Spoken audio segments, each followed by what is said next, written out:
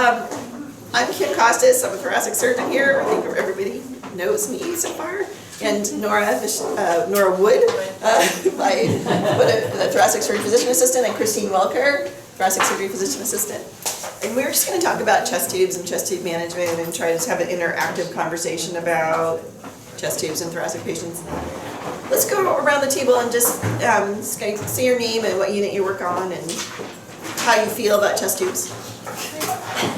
My name's Morgan. I work on the medical ICU. My name's Kate. I work in MICU per diem now and feel reasonably comfortable, but definitely excited to learn. Tina Lammer, surgical ICU next. I'm sorry, I didn't hear your name. Selena. Okay. And I'm comfortable with chest tubes. Okay. I'm Hector. I work in SICU. I'm comfortable with chest tubes. I'm so sorry. That's what I'm here. Judy. Hospital, SICU, and I'm uncomfortable with them because they look painful. And Nora already introduced herself. Okay, I'm Naya Palak. I'm from Pool. I 6 North stole our chest tube. So we, before I left 7 North, we didn't have to take care of chest tube patients. So I'm not very comfortable with it anymore. Okay, thanks for being here. Rachel, ICU fellow, don't know where I'm going yet. Okay. And not comfortable at all. Okay, great. I'm Sarah from MICU. I came from 5A before I came to MICU, so no Not too chest tubes much, yeah, there, okay. and I'm still relatively uncomfortable. right Okay, now. all right, great. Heidi, ICU. I think I'm pretty comfortable. Sometimes Yeah. once I get reacquainted, because Yeah. we don't get them as often as we used to. Yeah. So that's the big part. You go for months without Okay. getting one. So. Okay, so we have like varying levels of expertise in the room, and that's awesome. And so please feel free to ask questions. I'm just going to quickly talk about like the pleural space, and then we'll talk about chest tubes and some things. All right, so why do we put chest tubes in? For 2 reasons: air and fluid, mostly. Okay. Both of those things disrupt the normal physiologic state of the thoracic cavity. Can you all see this pretty well? It's kind of small. So when we talk about the pleural space is the space between the lung and the chest wall, right? And it is lined by the pleural sac. The pleural sac is a continuous lining of parietal and then visceral pleura. So the parietal pleura is the stuff that lines the chest wall, and then it kind of makes a U-turn down at the costophrenic sulcus and then comes up over the lung. So the part that comes over the lung is the visceral pleura. All right, so we talk about air leaks a lot. How do we get an air leak? That occurs when the visceral pleura is violated. So there's a puncture wound, there's a blowout from a blunt trauma, there's, surgery, which, we're dissecting in the lung parenchyma. We use staplers in the operating room to seal off the lung parenchyma, but sometimes we get air that leaks around the staple holes, or the staples will actually tear the lung tissue a little bit depending on how friable the lung is. So we often have air leaks after lung surgery. They're generally limited, but you would see one after someone who's had a lung resection. So what's the deal with an air leak? So, there's 2 issues. When you've got a hole that's open and air goes in and out, the lung will collapse, and that's a simple pneumothorax. When you've got, and that's what it looks like, right? So you can see the lung edge here, and you can see air in the chest cavity. And that causes chest pain and shortness of breath. In simple pneumothorax, we don't usually have hemodynamic collapse. You can have some hypoxia, but it's generally not life-threatening like a tension pneumothorax is. And the difference between a simple pneumothorax and a tension pneumothorax is that instead of the air coming in and out of the hole, there's a like a flap. So air comes out and then it flaps down and the air can't go back in. So you get progressive accumulation of air in the pleural cavity, which results in mediastinal shift. So it pushes the heart and the mediastinum over. That's what causes the hemodynamic collapse, because when the mediastinum is shifted, the IVC and SVC cannot fill. The venous blood doesn't return to the heart. It doesn't fill. It can't pump. Hypotension. Okay. So a tension pneumothorax is serious. This is a chest X-ray of a tension pneumothorax. You're supposed to never see one of these, and I got off the internet. Not one of my patients. But let's see. this sort of, so here's that one, okay? And this is the heart. So the heart is pushed all the way over to the contralateral side of the chest. So that would need immediate decompression. All right, so that's kind of air leak issues. What about pleural fluid? Put chest tubes in for pleural fluid. You know, we normally have a couple teaspoons of fluid in the chest, 8 to 10 milliliters. The pleura makes fluid and it absorbs fluid in a continuous production and absorption process. So we do that at a rate between 200 and 1,000 mils in 24 hours. So there are a number of disease processes that can change that continuum and create an overproduction or an underabsorption or both, and you have accumulation of pleural fluid in the chest. In the medical ICU, you might see that in CHF, renal failure, liver failure, disease processes where you have fluid overload. Those pleural effusions are transudative, meaning they're mostly like water.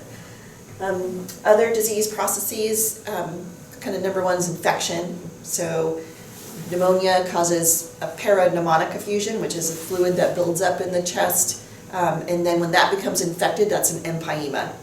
So you can have fluid in the chest with pneumonia that's not actually infected. It's a little bit different than when it's actually infected, empyema. And that's usually an exudate. It's complicated. It has in infection usually a low glucose and a high LDH and a high white count. We also see exudative or complicated effusions in cancers, so lung cancer, breast cancer. Those are the number two. There are a ton of other reasons. There's about 100 reasons to have pleural effusions, but those are the top reasons. Okay, so we kind of have basically two chest tube drainage systems. We have large bore chest tubes and we have small bore percutaneous chest tubes. So the large bore chest tube is what you all are used to seeing. I'm going to just break this. As these suckers, okay.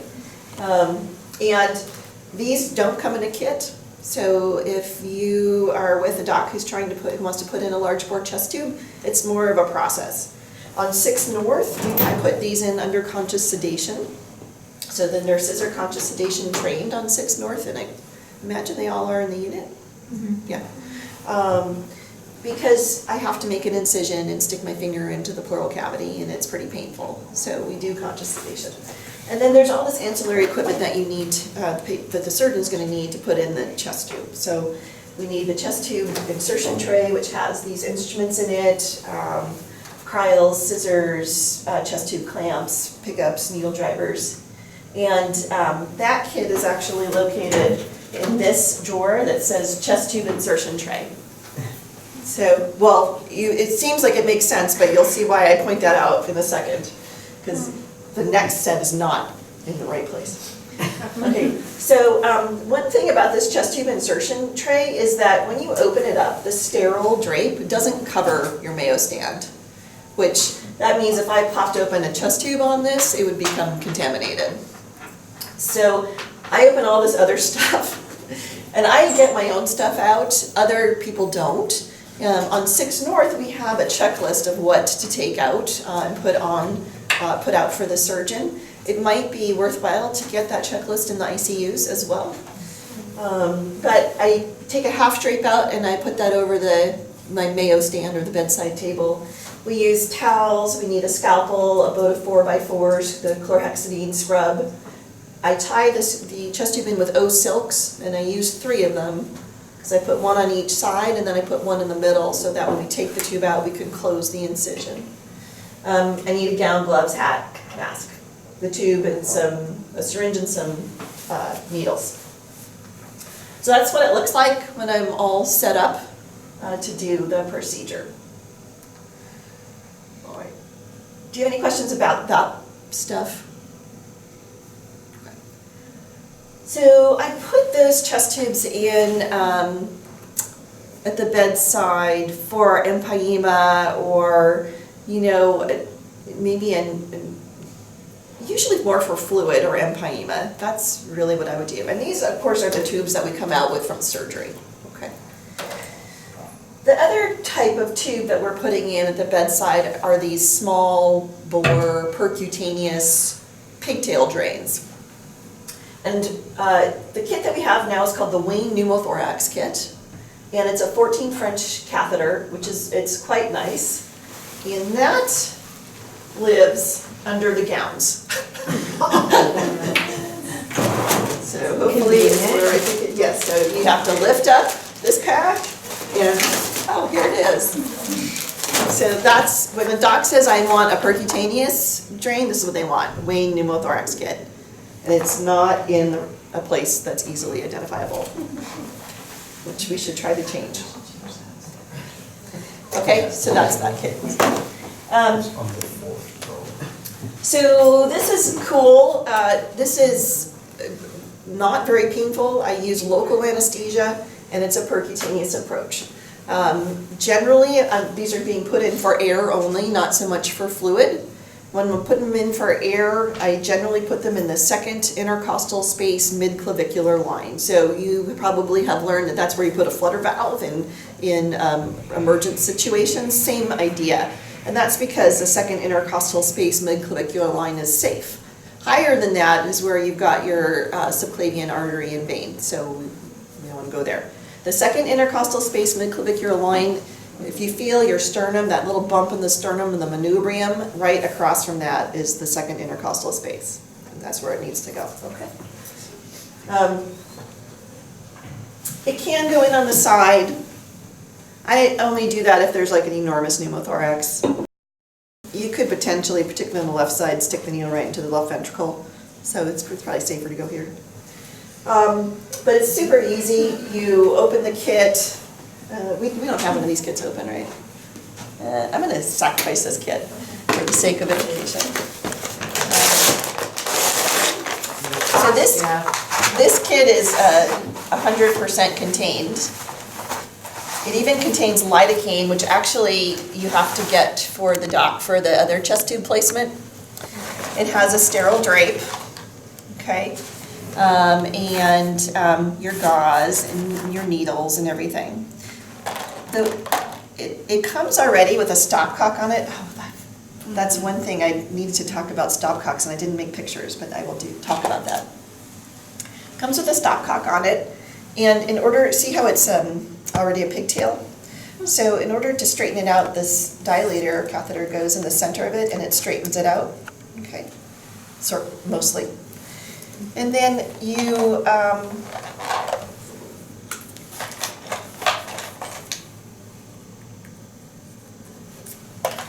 so you'll insert the finder needle into the second intercostal space midclavicular line, going slowly until you get air. Once you get air, you stop.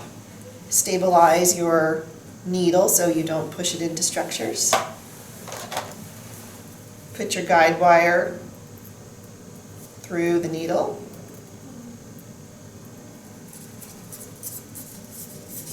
So now your guide wire is, in the chest cavity. So, and then I've got take the needle off. So let's say, this much is in the chest and this much is outside the chest. You need to make sure this doesn't get contaminated, right? That's the doctor's responsibility, but. So this is in the chest. And then we've got, this gets a little tricky sometimes, to put the catheter over the guide wire. Okay. So that's called the Seldinger technique, right? The same way you put it in a central line. So over the guide wire, so say we're happy. There are these black marks here, so each of these tubes have sentinel holes, right? So the last hole. These sentinel holes are way far away from the last mark, but if you're into the last black mark, it's gonna be a good position. All right, so we're in the chest, and then we take the guide wire and the dilator out together.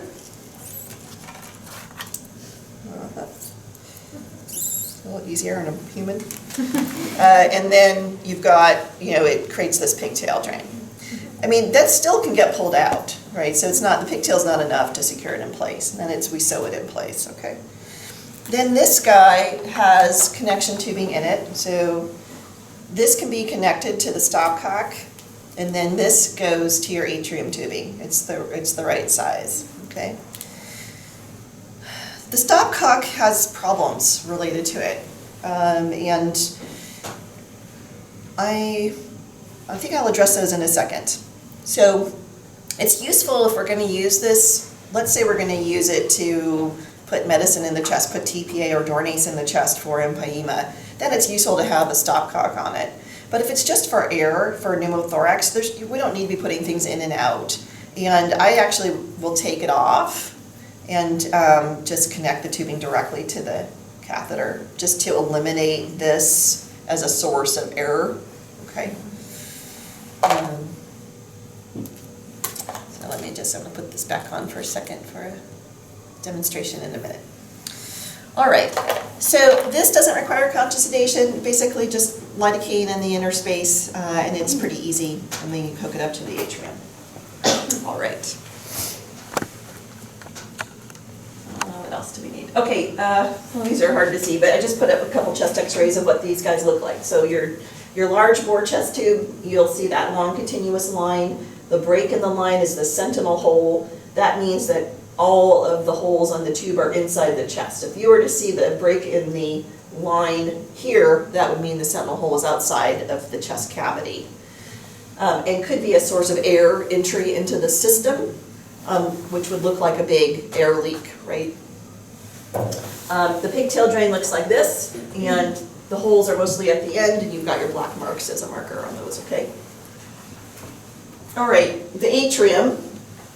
So we have one atrium here for the floors. Now the ED has a auto-transfusion atrium, and there's also pediatric atriums. So no adult patient should have pediatric atrium. Can I ask why? Because we had to do that the other day. Why what?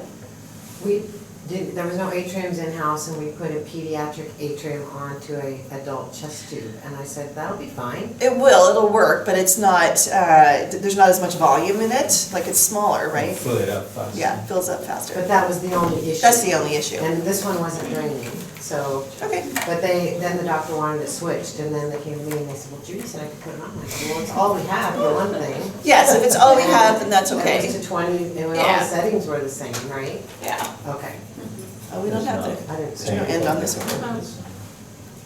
It was cute too, it had little design on it. You can make one with all there, it just depends on the way capped and sterile. Yeah.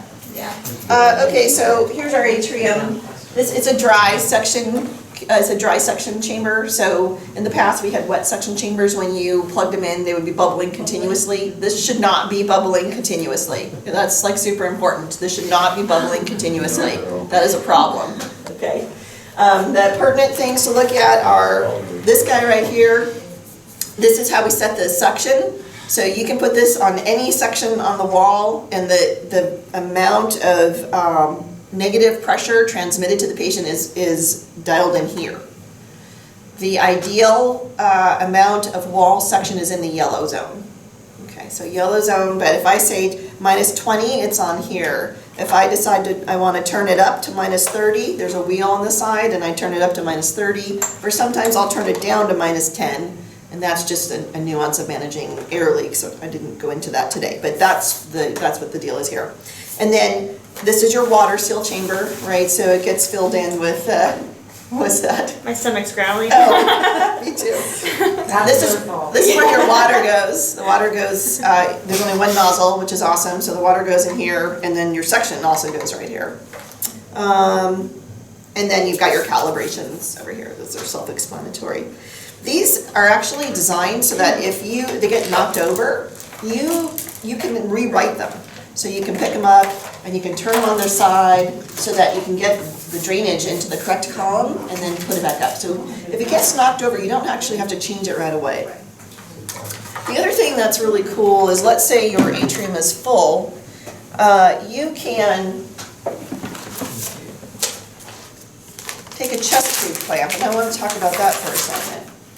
When we ask for a chest tube clamp, this is the clamp we're looking for. It's non-serrated and it's atraumatic, and it's called Sterile Tube Occluding Forceps. We actually Okay. have them in our clean utility. We should have them in the clean utilities, correct, so, oh, I'm sorry.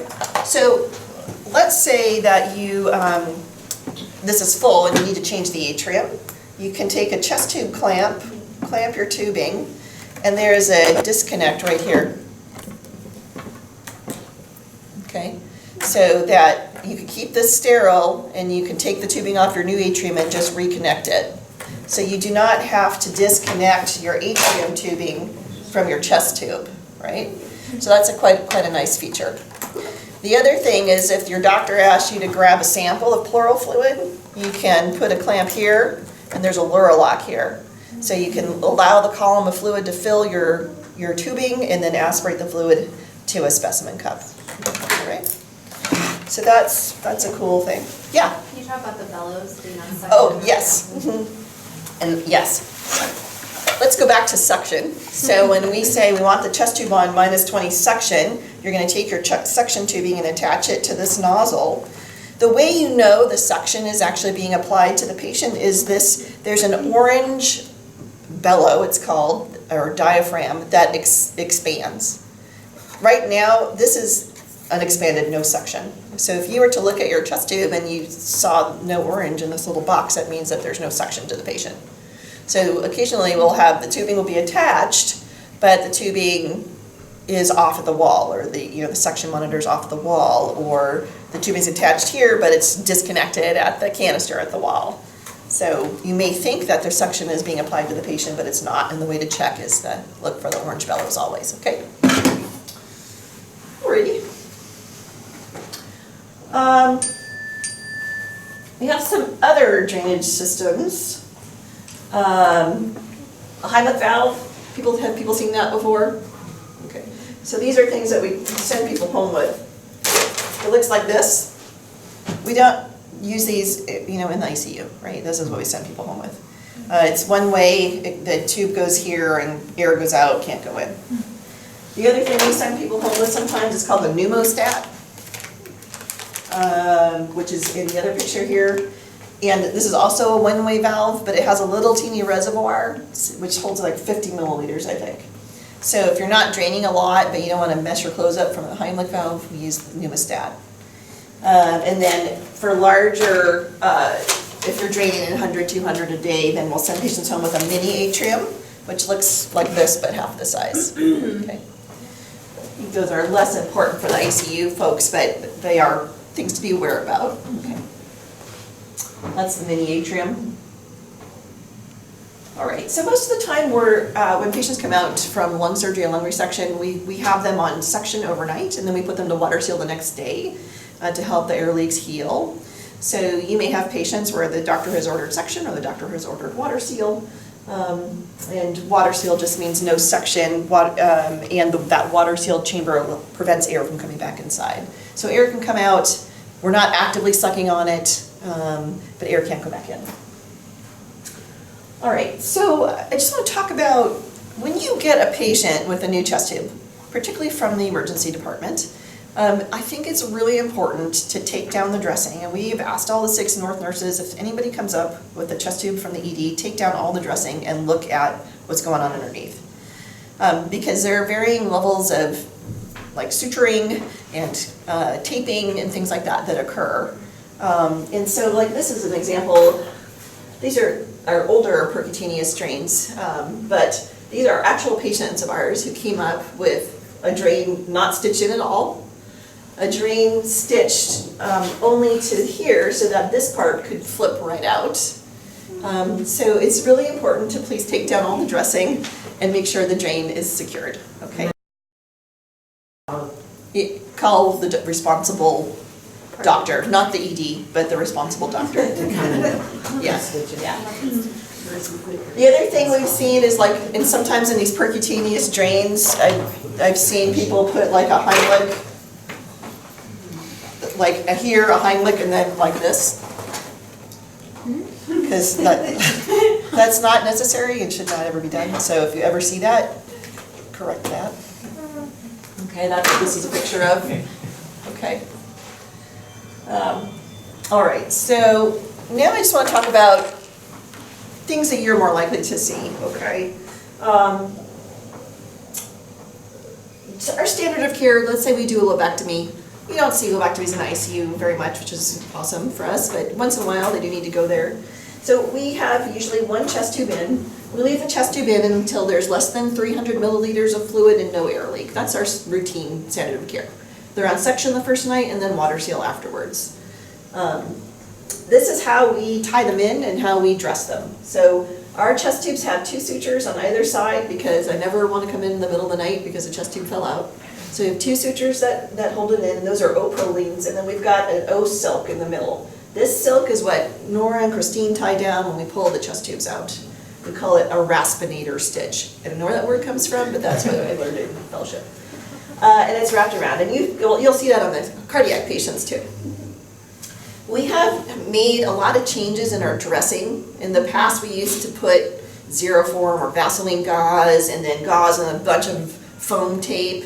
And in an effort to reduce chest tube site infections, we've kind of changed everything. We no longer use any moisture around the chest tube. So no Vaseline gauze and no Xeroform. We just use dry gauze, and we've switched to Tegaderm, which is watertight, airtight, but it's much nicer to the patient's skin. We had so many problems with blisters and things like that from the foam tape. So we are using Tegaderms. Does the cardiac surgery folks do this too? We just had a meeting and we talked about how No, there's no standard anymore. So, well, that's, They don't. I'm only talking about thoracic surgery patients. Okay. Yeah. Yeah, they should stay in. Well, that's a good.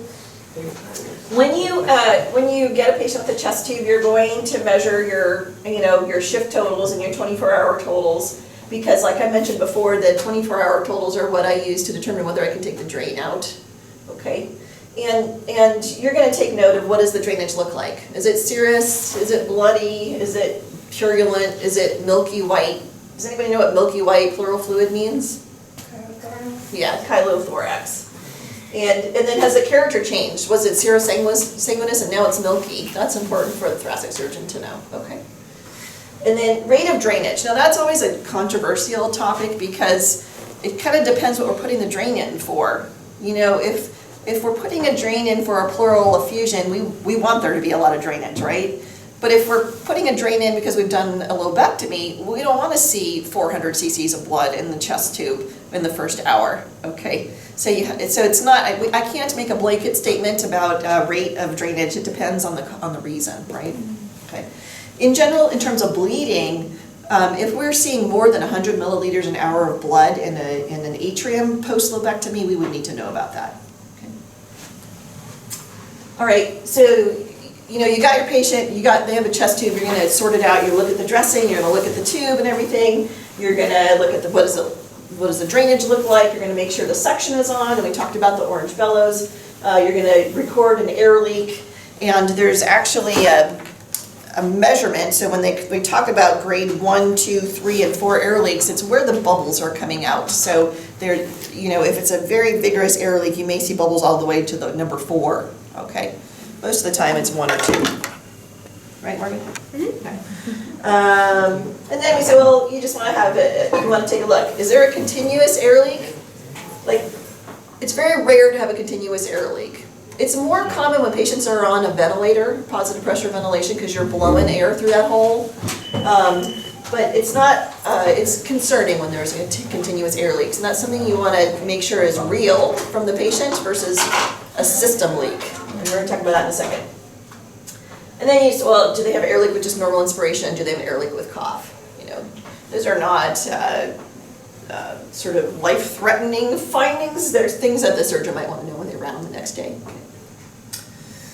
What does the dressing look like, and is there subcutaneous emphysema? So, you know, subcutaneous emphysema itself is not dangerous. It doesn't hurt the patient. And you may have some subcutaneous emphysema after chest surgery or even trauma or chest tube placement. I think what you need to be looking for is like expanding subcutaneous emphysema or subcutaneous emphysema that's coming up the chest to the face. You know, it can be so significant the eyes are swollen shut. That's what we need to know. That means that chest tube is not draining the air properly.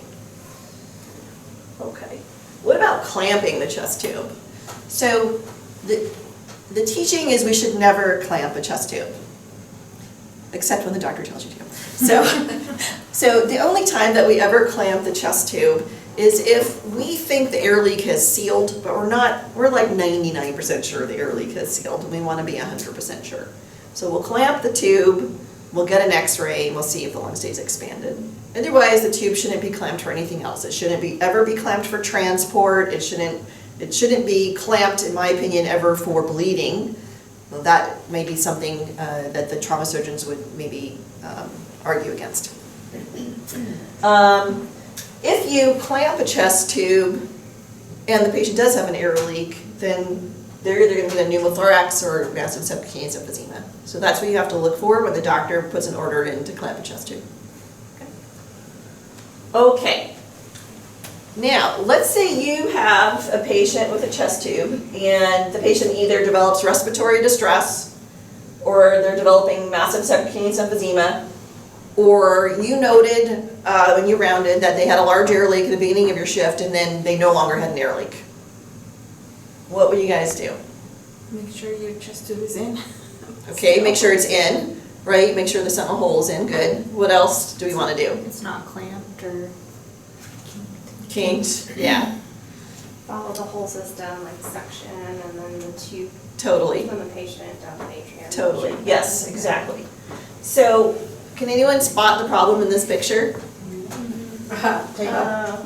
being clamped by the table. Yeah, so the atrium tubing's under the table, and so it's being obstructed.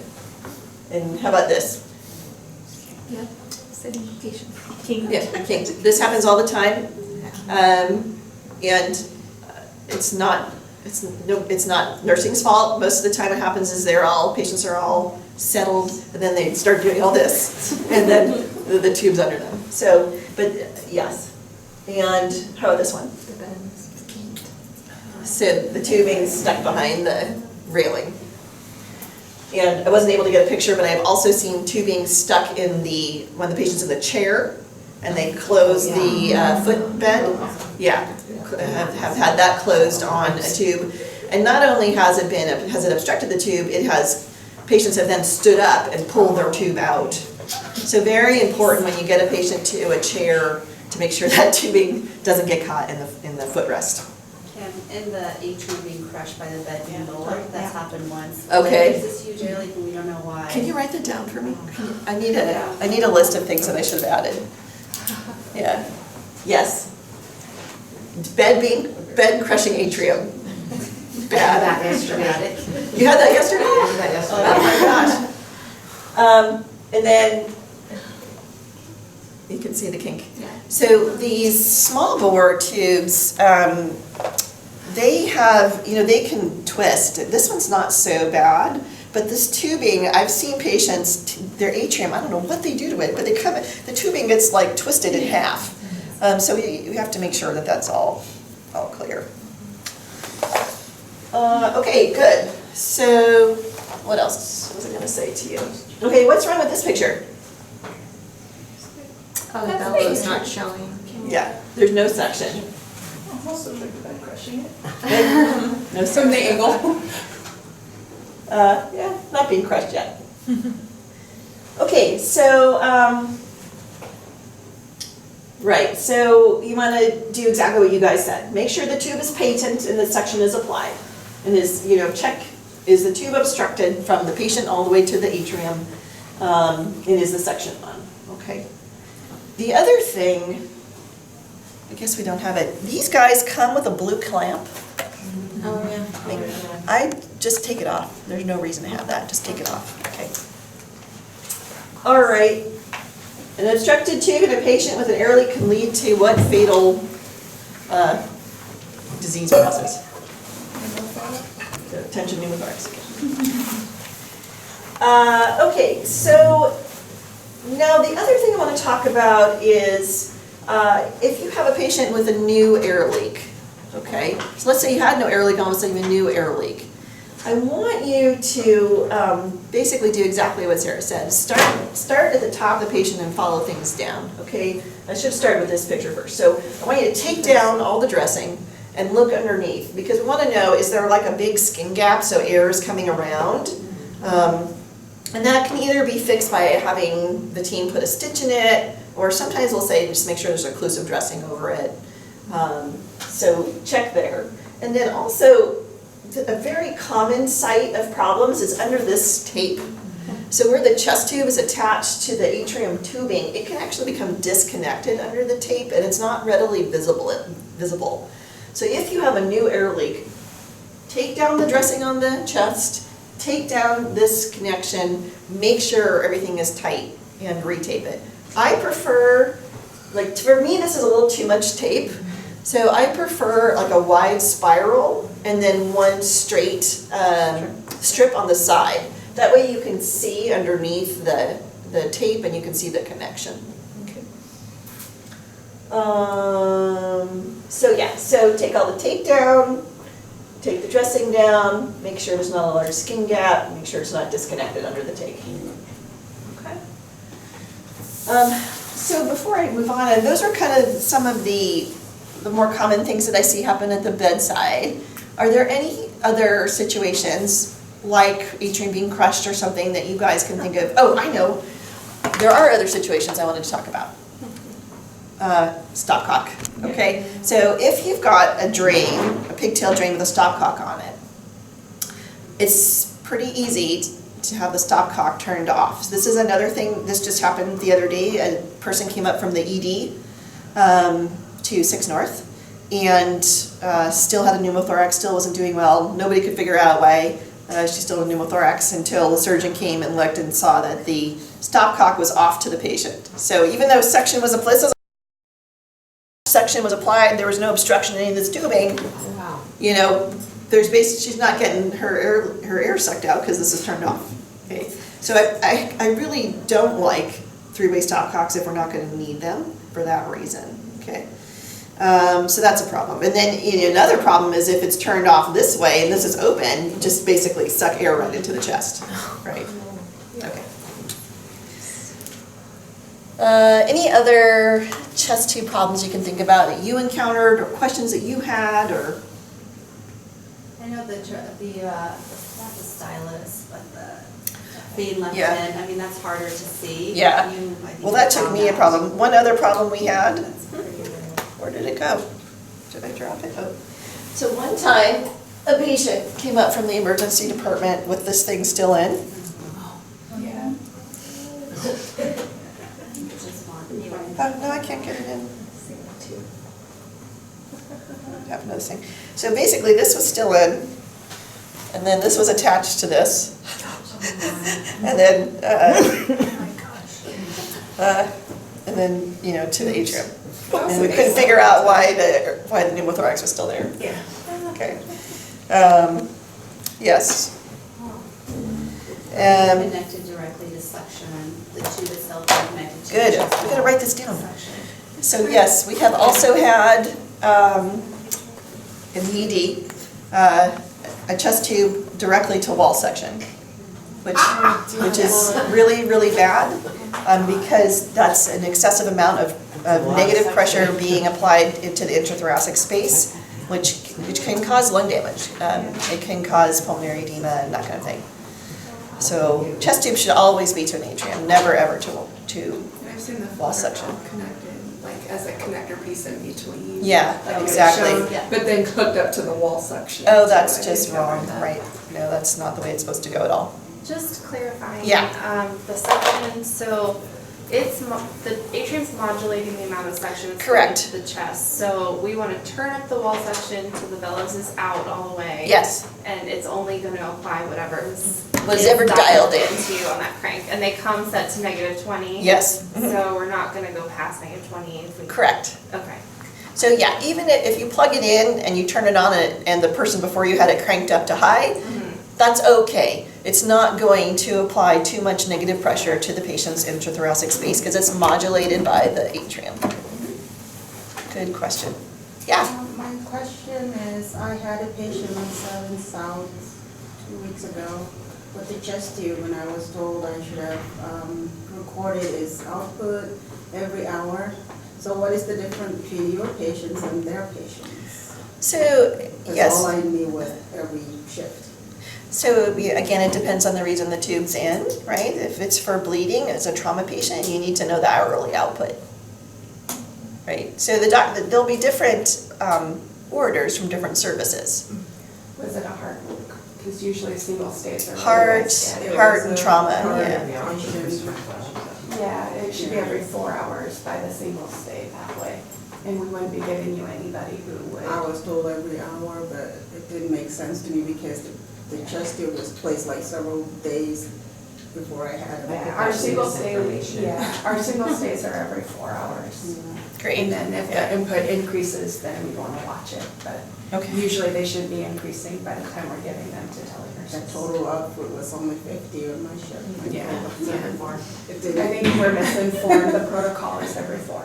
Okay. Yeah, With these, yeah. these type of tubes, with Yeah. the sentinel, So the sentinel holes are pretty far in, so as long as Okay. you're seeing a black line, you're safe. and then would you see, because of the location of this tube, would you need an AP view to be able to see that it's in the chest?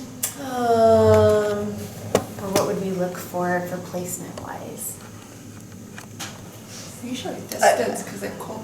Basically, you can kind of see, so first of all, the person who puts the drain in should verify it's in the right spot. So, I mean, I know it's in the right spot when all that's out of the chest is this, and I see a chest x-ray like I just showed you. If the chest x-ray looks funny, and then I see this, then I get a little bit worried.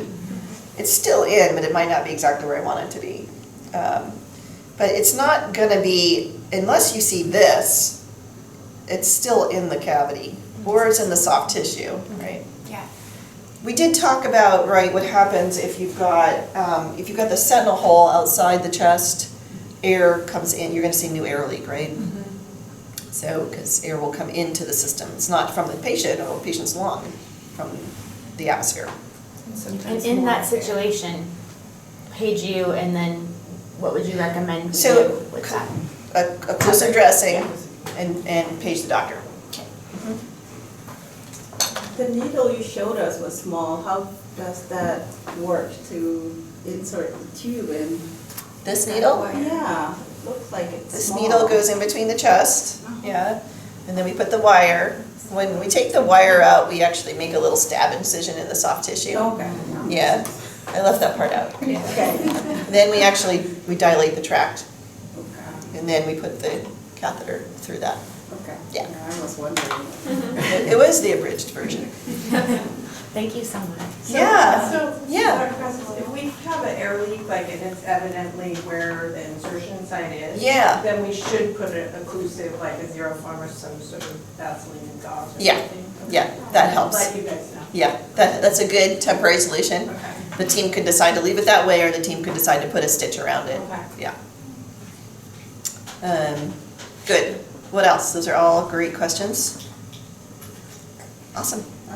Yes. Another question about the air bubbles. Mhm. If it gets higher and higher, should you call the doctor or just? So that means the air leak's getting larger and larger. So what should you do if the air leak is getting larger before you call the doctor? You check the tubing. So check everything from the chest down to the atrium. So if you've checked the insertion site, the connection site, the tubing, and the atrium, and everything looks intact, then you can let the doctor know. Okay. Okay. And it's good to tell the doctor, I have checked from here to here, because they will ask you. Okay. All right, thank you so much for coming. Thank you. Thank you.